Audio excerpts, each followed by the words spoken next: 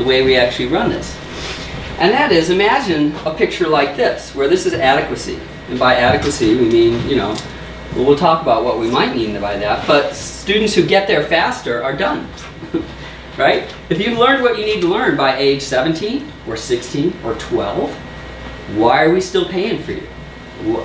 Just because that red triangle up there was basically them saying, well, you're telling me I have to be here till age 18, so you better give me something to do. Whereas we could just say, hey, you finished the race, you got to the finish line, thanks, see you later, go live your life. Okay? And some students might take longer than 12 years. Maybe they take 13, maybe they take 14, right? So this is one of the, if suddenly you can boot these guys out, boot them out, it's impolite. If you can graduate these people more quickly, that's a lot less money that you're spending, okay? And, if it turns out that the number shifted over this way is substantially larger than the number who shift this way, and there are lots of reasons to believe that it would be, then on the whole, right there, without doing anything else, changing no other changes, you've saved a bunch of money, right? So just by taking time out of the equation and starting to say, if the point of this whole exercise, again, you can go back and say, why are we doing this? Not just why are we sending kids to school, but why are we educating? Why are you paying to educate his kids? Why am I paying to educate your kids? What's actually going on there? Well, if the point is for kids to be educated, then it makes absolutely no sense to say the measure of education is how long your butt's been in that seat. The measure of education has to be, did you get to where you were supposed to go, however long that took, okay? And if the point of taxing people to do this is that we're supposed to derive a benefit from an educated populace, that's the reason for doing it, right? That if you go and you say, well, why do we care? Why do we have to do this? And basically, you don't want to have a bunch of uneducated people in society, because that just ultimately turns out to be a disaster, right?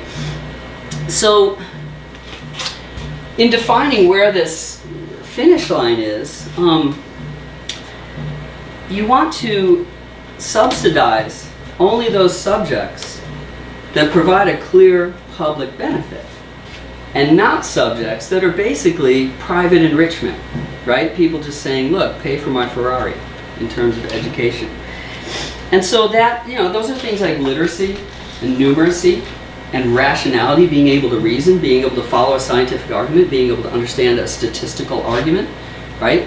Being able to have somebody present, say, this is why we should follow this policy, and you being able to look at that and say, well, that's a fallacy, and that's a fallacy, and this is just not true, right? That's what we want. And if that's what we're going to get, if that's the point of all this, then where we draw this line becomes crucial, okay? So what it comes down to for me is this: as a taxpayer, I benefit, right? The idea behind taxes is really that, people will cite this. There's a constitutional provision that says you may have to give up some of your rights in order to protect other rights. Okay, right. You will violate my right to property a little bit in order to protect my other rights, my right not to be surrounded by people who are illiterate, innumerate, and irrational, who are then going to create a society that, takes away my liberty and property. So it makes sense for me to pay for that, a little at least, right? On the other hand, which of my rights are protected when a kid can, after 3 years of Spanish, say, well, I could order from a menu in a Mexican restaurant if there's pictures on it, or who could maybe tell you the names of some characters of Shakespeare, or who can throw a fastball, or who can sew an apron, or what? That doesn't protect my rights at all. And so if the point is that I should be, in return for my taxes, I should be provided with a public benefit, there's no reason for me to pay for that. It's not that people shouldn't learn that stuff, it's all great stuff, but to subsidize it is wrong in this view of fairness. So this, I'm going to submit, is a better way to think about fairness, that we have a line, everybody gets to it, they start when they're ready, they take as long as they need, and everybody gets there, okay? And it's like, basically everybody gets the same education in their own time. What could be fairer than that?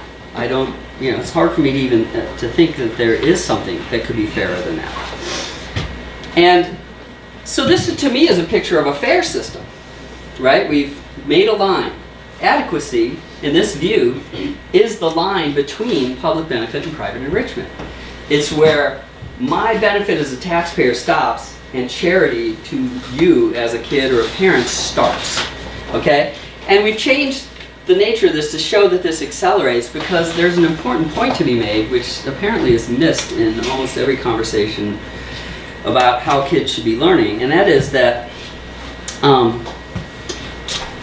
as kids learn more and become more proficient at things like reading and reasoning and math, they should be doing more of the heavy lifting, okay? If you are spending as much to teach a 10th grader as you're to teach a 5th grader, then you are doing something terribly, terribly wrong. Because the 10th grader, most of the work is, here's the book, read it, let me know if you have questions, okay? Whereas the 5th grader, he's not there yet. You have to explain a lot of things to him and give him more help. So, we have this essentially eliminates this concept of a kid being left behind. It's sort of like now you think of it in terms of, well, here's 2 kids and they're the same age and one can walk and one can't. Is the one being left behind? No, he's not. He just hasn't got there yet, but everybody will get there. Everybody will get to the point where they can walk. Everybody will get to the point where they can talk, and, So it doesn't even make sense to talk about being left behind, right? And that's essentially all we have to do to get rid of that concept is to give up what I think of as the astrology model of education, right? So if you go to an astrological reader, a psychic, whatever, and he's reading your chart, he goes, oh, okay, based on when you were born, I can tell you that in the next month or so, something's going to happen to you. And you'd laugh at that, right? But if some educators get together and say, oh, based on the day you were born, I can tell you that this month you should be learning about the Pythagorean theorem and the pharaohs of Egypt, why are we not laughing at that? Why is that not hysterically funny? Because that's actually what happens, okay? And nobody seems to care or realize because we're too busy talking about money, okay? So if this is the picture of education, right?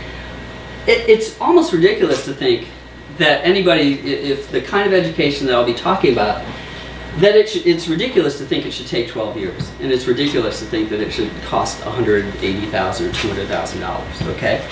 And if this is the picture of education, then fighting over things like property tax rates is almost pointless, because it's just not going to be that much money involved. So there are, I've touched on this already, there are immense financial benefits to be had here, which is around 4th grade when kids start learning to read well enough to absorb content. They're not just sounding things out, they're actually learning to be able to read something, understand it, and learn from it. From there, down to about a 10th grade reading level, say, the cost of educating a kid drops, or should drop, to about 0, right? Especially now that textbooks aren't expensive. You want to know something that they teach at Yale? It's all online. You want to know something they teach at MIT? It's all online, okay? There is nothing that you have to pay a lot of money in an academic sense to learn right now. And you, if you have learned to read, every time you get a little better at that, you can take on more and more of that responsibility, right? And the fact that this is not what this curve looks like right now is, I think, just one of the most crushing indictments of the current system. I think it's just beyond me. So in addition to financial benefits, though, there are political benefits, right? So if a student has learned to, he's learned logic and rhetoric, so he's learned how to persuade people. And he's learned how people will try to persuade him, right? Which kinds of things they'll tell him, how they'll tug on his emotions, how they'll tell him things that are irrelevant just because it'll, distract him. And if he can detect the kind of common fallacies that people fall for all the time, right? He'll be less susceptible to specious arguments, okay? He'll be less susceptible to things like statistical chicanery, oh look, or false projections. He'll be less susceptible to things like half-truths and outright lies. And in short, he'll be a citizen rather than a subject, okay? Which is really, that's the point of all this, right? The point of all this is to have educated citizens. And if we're not going to do that, if we're going to fail at that goal, it almost doesn't matter what else we think we're succeeding at, okay? This is really, this kind of thing, this kind of education is really the only justification that we have for taking people's money and using it to educate other people's kids. And if we're not going to be doing that, we should just give up. So, if fairness in education means that everyone gets the same education, not the same nice equipment, not the same school, not the same amount of money, not the same tax rate, but they get the same education, however long that takes, wherever they start where they start, they finish when they're done, when they've had enough, they get whatever help they need.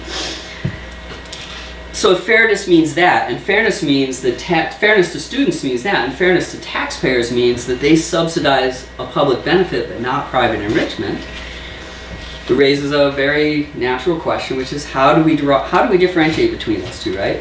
How do we define adequacy? And I think that this definition of fairness leads directly to an interesting, a useful and helpful definition of adequacy that we can use, which is good timing because this is one of the things that Valinsky is down there telling people. It's been 20 years since the courts and the legislators sat down and said, what's an adequate education? It's time to redefine that. I wholeheartedly agree. It's time to redefine that.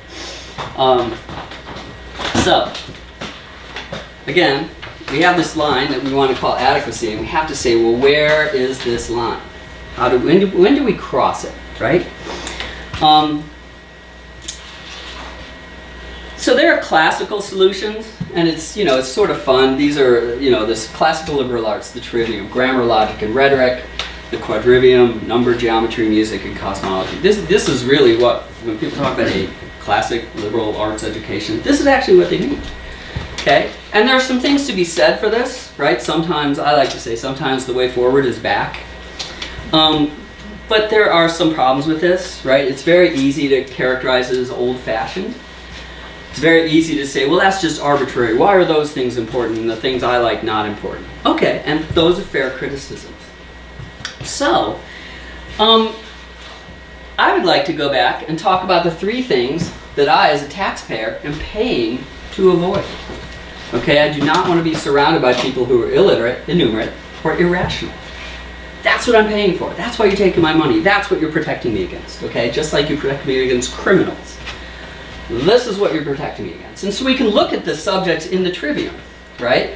Grammar, yeah, grammar really does help protect you against illiteracy. If you don't understand grammar, then you are severely handicapped in trying to read or write. Logic protects you against irrationality. Rhetoric does both of those. Rhetoric being essentially the art of persuasion, right? The use of language to change people's minds. So we are all subject to that. And not understanding rhetoric is a little like being the guy who goes to Vegas and sits down at the poker table and doesn't understand the rules. There is no way you're going to win that game. Okay, and the game of modern society is largely people trying to convince you of stuff so they can, get you to give them something, often your freedom or your money.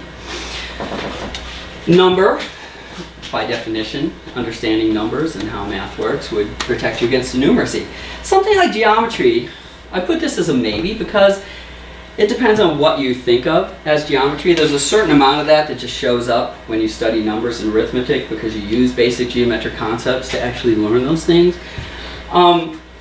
If they mean that you should go through all the books of Euclid, there are some people who would think that's a good idea. There are some people who would think, if you've taken separate logic courses, then that's just an application of that. So, just saying, it's still an open question. Music, cosmology, if one of you doesn't know how to play an instrument, if one of you isn't familiar with the latest theories of how the universe was formed, am I in any way harmed? I am not.